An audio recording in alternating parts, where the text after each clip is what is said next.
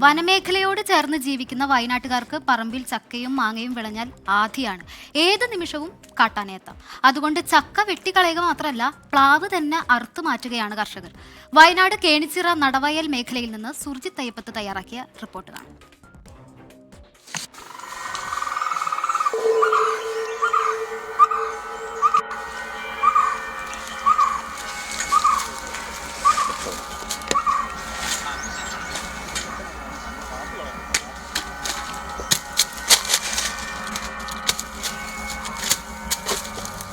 Wayanad കേണിച്ചിറയിലാണ് Sebastian പുല്ലാട്ടിൻ്റെ തോട്ടത്തിൽ.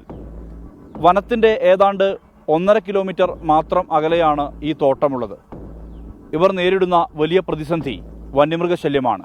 അതിനെ പ്രതിരോധിക്കാൻ പലവിധമാർന്ന മാർഗങ്ങളും ഇവിടെ അവലംബിക്കുന്നുണ്ട്. ഞങ്ങളെ സംബന്ധിച്ച് ഏകദേശം ഒരു 8-10 വർഷമായിട്ട് ആനയുടെ ശല്യം അതിരൂക്ഷമാണ്. ഏകദേശം ഒരു 12 മാസം തന്നെ ആനയുടെ ശല്യം ഞങ്ങൾക്ക് നിരന്തരമായി അനുഭവിക്കുകയാണ്. ഇന്നലെ 2 ദിവസം മുമ്പ് വരെ ഇവിടെ ആന ഇറങ്ങിയിട്ടുണ്ട്. അപ്പം അടുത്തിട്ട് ഈ ചക്ക പോകുന്നതിനുള്ള വിഷമമുണ്ട്. ചക്ക തിന്നാനുള്ള ആഗ്രഹം ഉണ്ടായിരുന്നു. പക്ഷേ ചക്കേനേക്കാളും വലുത് നമ്മുടെ ജീവനോപാധിയായുള്ള മറ്റ് കൃഷികളാണ്. കാപ്പി, അതുപോലെ തന്നെ കുരുമുളക്, കാപ്പി, തെങ്ങ്, കമുകൊക്കെയാണ്. അതുകൊണ്ട് അതിലെ ചക്ക വെട്ടിക്കളയുകയാണ്, അല്ലാണ്ട് നിവൃത്തിയില്ല. എല്ലാം ആന കയറി നശിപ്പിച്ച് പറമ്പുകളിൽ കയറിയിട്ട് വാഴ വെക്കാൻ പറ്റിയില്ല. വാഴയും കൊണ്ടാണ് പിന്നെ ജീവിച്ചുകൊണ്ടിരുന്നത്. അപ്പോൾ അതുപോലും പറ്റാതായി വിട്ടു. ഒരു 40 ഏക്കർ വയലോട് കൊണ്ട് ഇവിടെ ഒന്നും ചെയ്യാൻ വരാതെ കിടക്കുന്നത്. അതുപോലെ സാധാരണക്കാർ കൃഷിക്കാർ. അതുകൊണ്ട് ഞങ്ങൾ മടുത്തു. ഞങ്ങൾ ഈ ജീവൻ തന്നെ ചിലപ്പം വേണ്ടെന്ന് വെക്കാൻ തോന്നുന്ന ഒരു അവസ്ഥയപ്പം. ഇത് സെബാസ്റ്റ്യൻ്റെ മാത്രം അനുഭവമല്ല. ഈ വനമേഖലയോട് ചേർന്ന് ജീവിതം നയിക്കുന്ന ആളുകളുടെ, കർഷകരുടെ എല്ലാം അവസ്ഥ ഒരുപോലെ തന്നെയാണ്. അത്രമാത്രം രൂക്ഷമാണ് വയനാട്ടിലെ വന്യമൃഗശല്യം.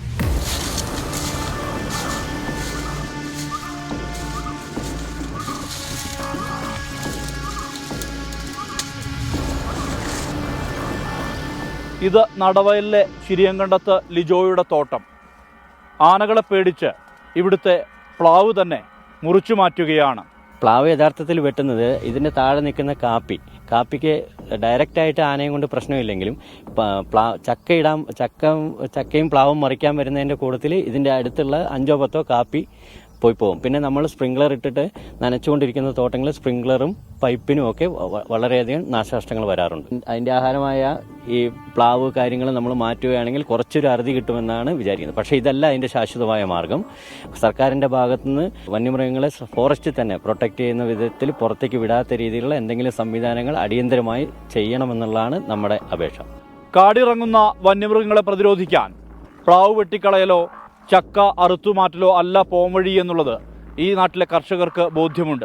പക്ഷേ ഇവരുടെ മുന്നിലുള്ളത് ഗതികേട് ഒന്ന് മാത്രമാണ്. അതുകൊണ്ടാണ് ഈ വിധം ചെയ്യുന്നത്. സുർജിത് അയ്യപ്പത്ത്, 24 വയനാട്.